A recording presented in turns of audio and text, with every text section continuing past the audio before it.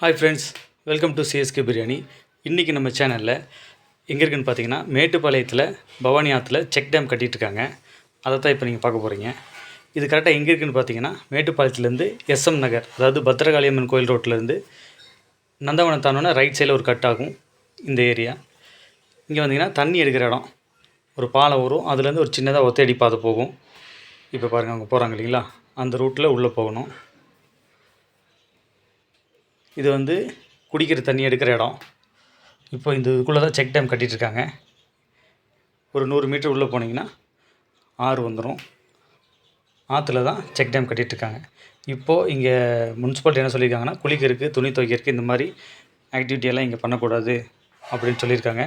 அதனால் இது பர்மிஷன் கொடுக்கும்போது நீங்கள் போனீங்கன்னா நல்லாயிருக்கும். பாருங்கள், இது ஒன் சைட் செக் டேம் கட்டிட்டாங்க.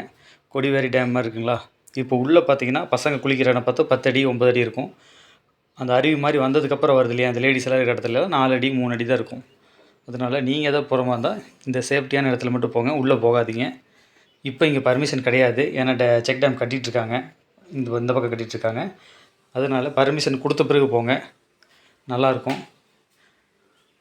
அதாவது எந்த ஒரு செலவு இல்லாமல் ஆற்றுல போய் ஜாலியாக என்ஜாய் பண்ணிட்டு வரலாம் இந்த சம்மருக்கு.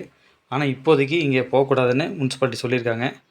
ஏன்னா தண்ணி கம்மியாக இருக்கிறனாலே இருக்கலாம், இல்லை இந்த செக் டேம் கட்டிட்டு இருக்கிறனாலே இருக்கலாம். எல்லா ஒர்க்கும் முடிஞ்ச பிறகு போனீங்கன்னா ஒரு அருமையான பிளேஸ். தேங்க்யூ.